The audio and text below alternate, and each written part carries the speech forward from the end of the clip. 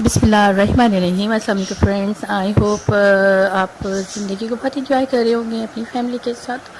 हम पहले दुआ इज़ अ ब्रेन ऑफ इबादत डिस्कस कर चुके हैं कि हमारा कनेक्शन अल्लाह ताला से जितना ज़्यादा मजबूत होगा, हमारी दुआएं इतनी ज़्यादा जल्दी कबूल होंगी। अच्छा, जब दुआ मांगते हैं तो दुआ से पहले मेरे बहन भाई 3 दफ़ा, 5 दफ़ा, 7 दफ़ा, 11 दफ़ा दुरूद इब्राहीम दुरूद शरीफ पढ़ते हैं दुआ की कबूलियत के लिए। शुरू में पढ़ते हैं और फिर दरमियान में दुआएं मांगी जाती हैं, फिर आखिर में दुरूद शरीफ पढ़ा जाता है। क्योंकि जब तक हम आगे पीछे दुरूद शरीफ नहीं पढ़ेंगे अव्वल व आखिर, तो हमारी दुआएं ज़मीन और आसमान के दरमियान मुअल्लिक़ रहेंगी, वो कबूलियत के मकाम तक नहीं पहुंच पाएंगी। ठीक है। अच्छा, ये होता है कि दुआ से पहले अगर हम कुछ अरबिक में कुछ दुआएं पढ़ लें तो बहुत अच्छी बात होती है। जैसे कि सूरह आज़म है, या अल्लाह या अहद या वाहिद या मौजूद, इसमें सारे अल्लाह के नाम हैं। आपको मैं डिस्क्रिप्शन बॉक्स में इसकी डिटेल दे दूँगी। या अल्लाह या अहद या वाहिद या मौजूद या जवाद या बासित या करीम या वहाब या ज़त्ताल या गनी या मुगनी या फ़त्ताह या रज़ाक़ या अलीम या हकीम। आगे भी मज़ीद है। अच्छा, सूरह बकर की आयत आमन रसूल बिमा उन्ज़िला अलैहि मिर रब्बिहिल वल मुमिनून से लेके आखिर तक पढ़ेंगे। चंद आयतें हैं ये, मैं पढ़ती थी पहले देख के। अच्छा, सूरह हशर की आयतें हैं हुवल्लाहुल्लज़ी आलिमुल ग़ैबि वश्शहादत, ये भी चंद आयतें हैं कि जो मैं फजर के वक्त पढ़ती थी देख के, 5 सूरह में थे और इशा के बाद, वो मुझे तीनों याद होगी। सूरह आज़म, सूरह बकर की चंद आयतें हैं, सूरह हशर की आयतें हैं। तो हम अगर दुआ से पहले ये चीज़ें पढ़ लेंगे। तस्बीह फ़ातिमा है, तस्बीह फ़ातिमा या अल्लाहु 34 बार है, अल्हम्दुलिल्लाह 33 बार, सुबहान अल्लाह ये हम पढ़ते हैं। तो दुआ से पहले, दुआ करने से पहले दुआ से पढ़ लिया और चीज़ें पढ़ लेंगे तो हमारी ये कहने की ऐसा होता है कि जब जब भी कोई काम की बात करते हैं, कोई चीफ गेस्ट होता है या कोई राइटर होता है, तो अपने काम के स्टार्ट से पहले आपको पता तमहीद मानता है, खुलासा पेश करता है, इवेंट से रिलेटेड गुजारिशात पेश करता है, ताकि लोगों को तकरीर सुनने में, किताब पढ़ने में, लोगों की तवज्जो हासिल करने में आसानी रहे। और ये शुरू की गुजारिशात, तमहीद, पेशरफ सुनने वाले और कहने वाले की अपनी ज़बान में हो तो आप यकीन नहीं कर सकते कि दोनों ही एक दूसरे की फुल अटेंशन हासिल करेंगे। बात वहीं आ जाती है कि आप अपनी दरख्वास्त, अपनी रिक्वेस्ट अपने बॉस, अपनी मैम तक कैसे किस अंदाज में पहुँचाएँ कि वह अप्रूव हो जाए।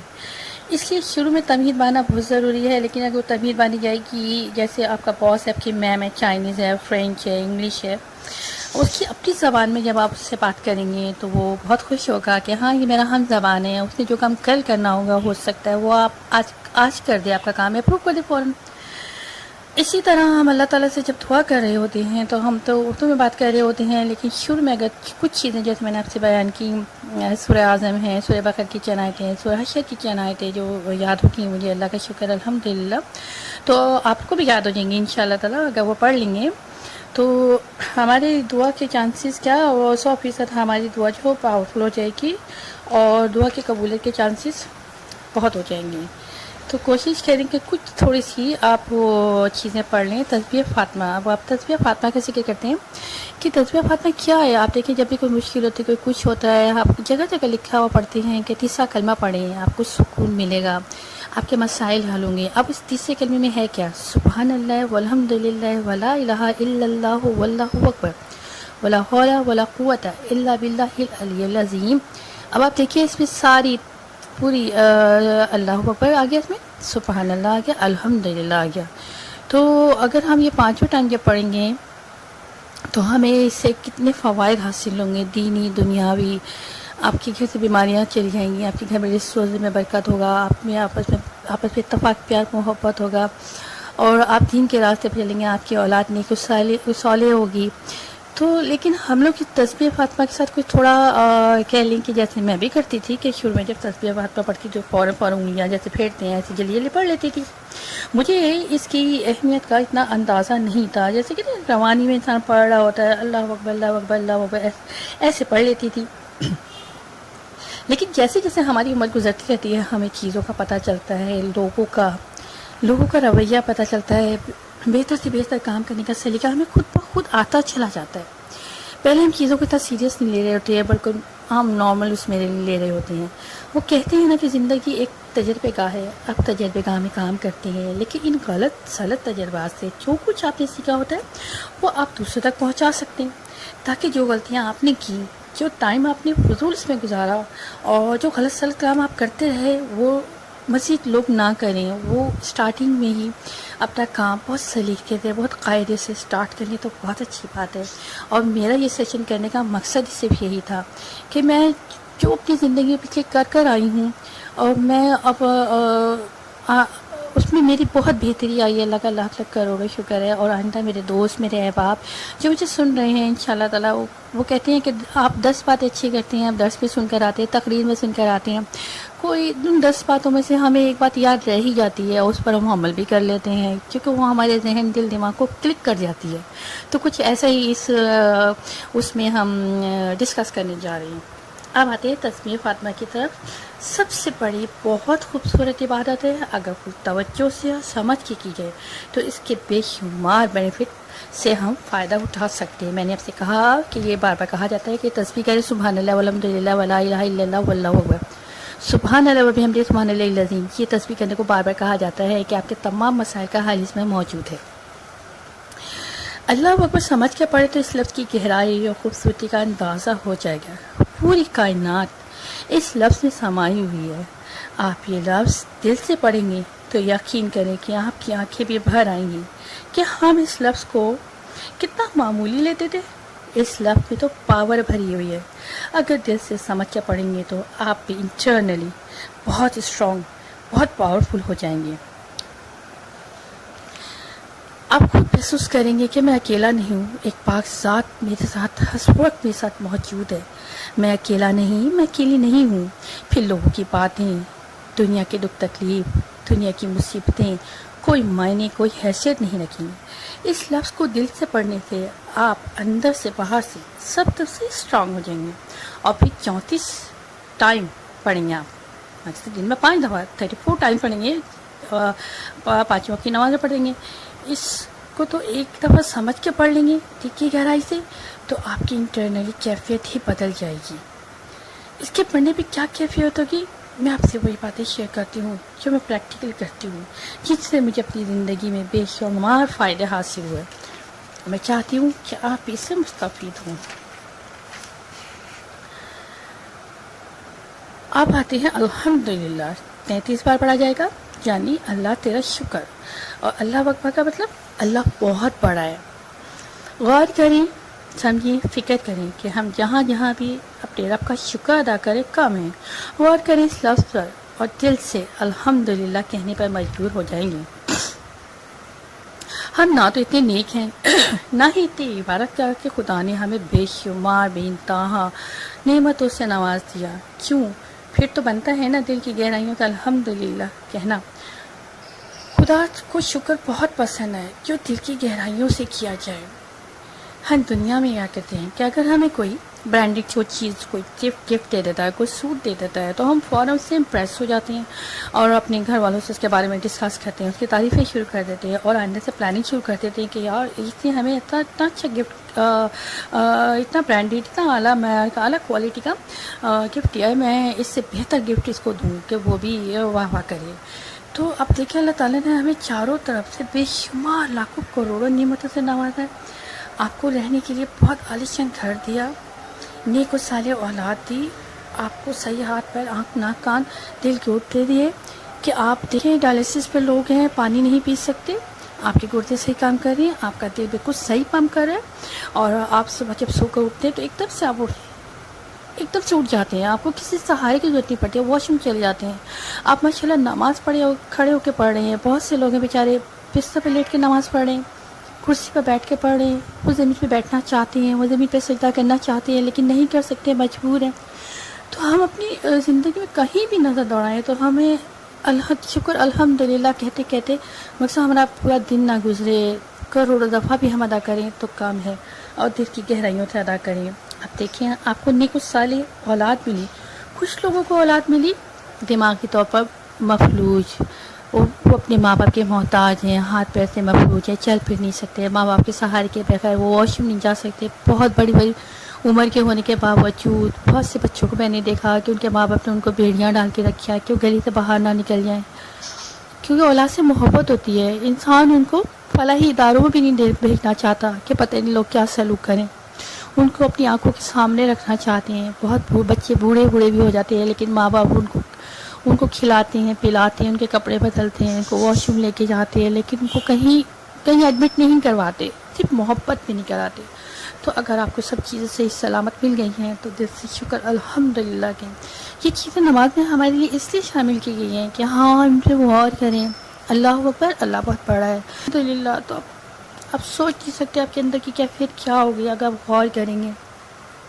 ایک لمحے کو آپ سوچیں آپ کی آنکھیں نہیں ہیں تو آپ کیا کچھ بھی نہیں کر سکتے، بیٹھے بٹھائے آپ کے ساتھ ایسا ثانیہ ہو جائے۔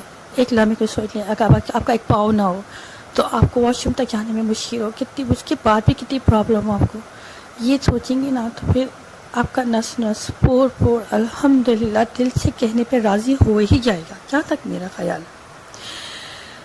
اپنے گھر میں دیکھیں ہمارے فریج لا تعداد خدا کی نعمتوں سے لبالب بھرے ہوئے ہیں۔ میں سمجھتی ہوں پھل فروٹ، چکن، گوشت، انڈے، ڈبل روٹی، مکھن، یہ تعیشات میں آتے ہیں، یہ ہمارے لیے کھانا اتنا ضروری نہیں ہے، لیکن آپ دیکھیں آپ کے بھرے رہتے ہیں، آپ کے فریج، میرے فریج بھرے رہتے ہیں، ہمارے سبھی کے تقریباً الحمدللہ بھرے رہتے ہیں، لیکن آپ نے غور کیا کوئی ایک وقت کی روٹی کے لیے ترس رہا ہوتا ہے؟ ہم تینوں ٹائم پہ پیٹ بھر کے روٹی بھی کھاتے ہیں اور اس کے بعد ہم پھل فروٹ بھی کھانا چاہتے ہیں، دوسری چیزوں سے لطف اندوز ہونا چاہتے ہیں۔